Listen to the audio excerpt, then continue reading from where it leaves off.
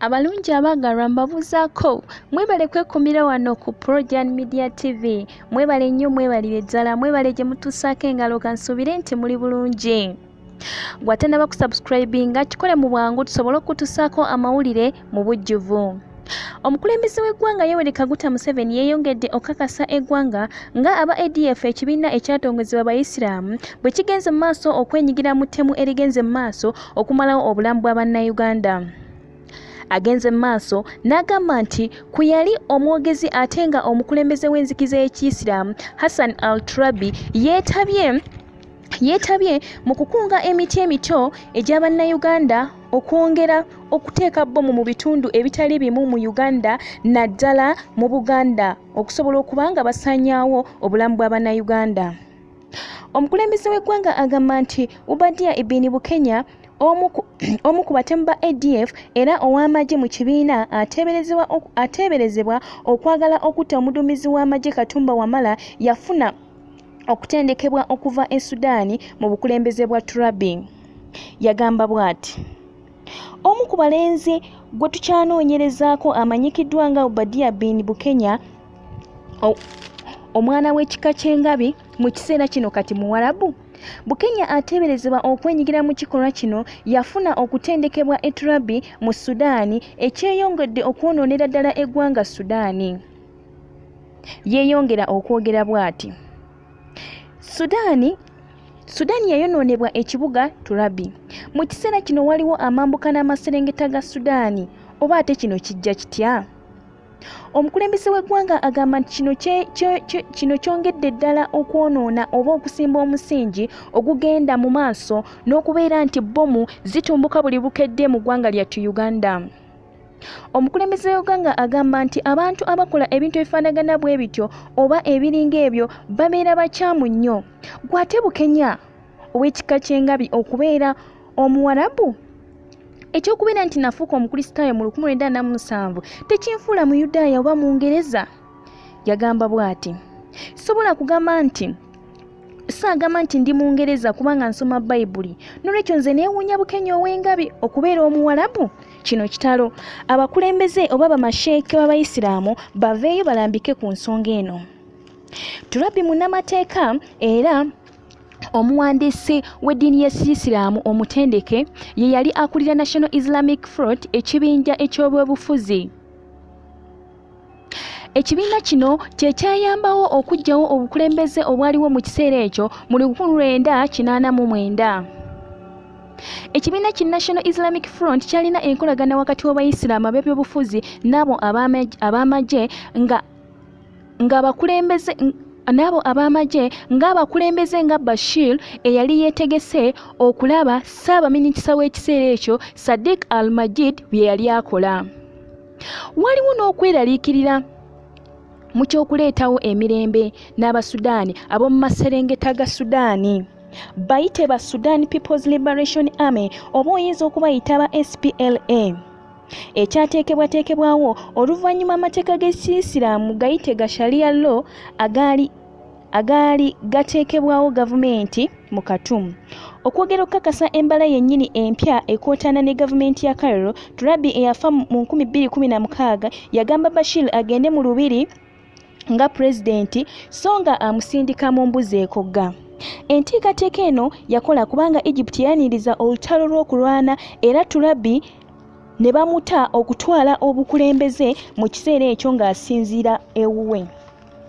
Mu Sudaani Tulabi ajjukira mu kufuula amateeka ga Sudaani mu Kiyisiraamu ekintu ekyatandikwawo mu 1983 ng'akola nga ssaabaduumizi eri pulezidenti eyayitibwanga Gafil Nimyeri.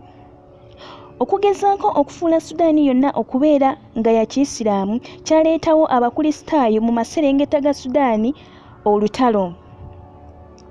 Mu nsi yonna Tulabi emanyikiddwa nnyo mu kufuula Sudaani ekibuga ekisomesezza Obuyisiraamu n'obukulembeze ng'eyitira mu kutondawo ekibiina ki Popular Arab and Islamic Congress ekyaniriza abantu mu nsi yonna ko n'ebibiina ebirala nga byetaba mu kutumbula eby'Obuyisiraamu mu kusoma.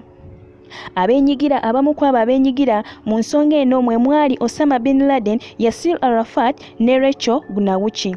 Mu ntandikwa ADF yafuna obuyambi okuva ebwerunga mu Zaire, ekiseera kino emanyikiddwa nga DRC oba giyite Democratic Republic of Congo, Mobutu Sese Seko awamu ne Hassan al-Turabi omukulembeze mu kiseera ekyo eyayambako mu nsonga eno.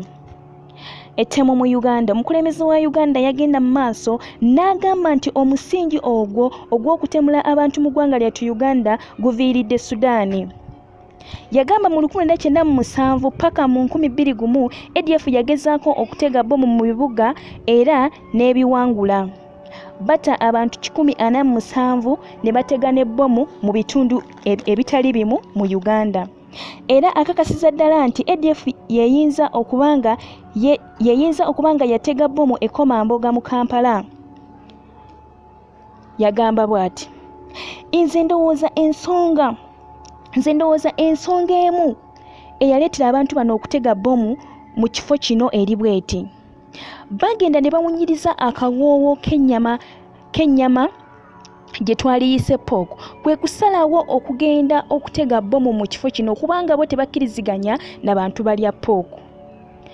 Yagenda maaso n'agamba bw'ati, olunaku lumu n'agamba Bashir, president wa Sudan, nti nze ng'omunyankole sikkirizibwa kulya bintu bino wammanga, okugeza ng'ekyennyanja, enkoko, embizzi, embuzi, naye ate tekyatugaananga kufumbira mikwano gyaffe miganda singa bali baze okutulabako.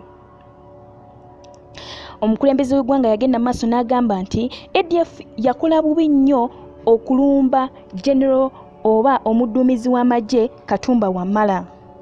Okusinziira ku ebyo ebikoleddwa, abantu 36 bateeberezebwa okwenyigira mu kikolwa kino be bateekebwa mu kkomerero, abamu ne battibwa n'okuttibwa okusobola okubeera nti beetaba mu kikolwa eky'okutta omudduumizi w'amagye Katumba Wamala.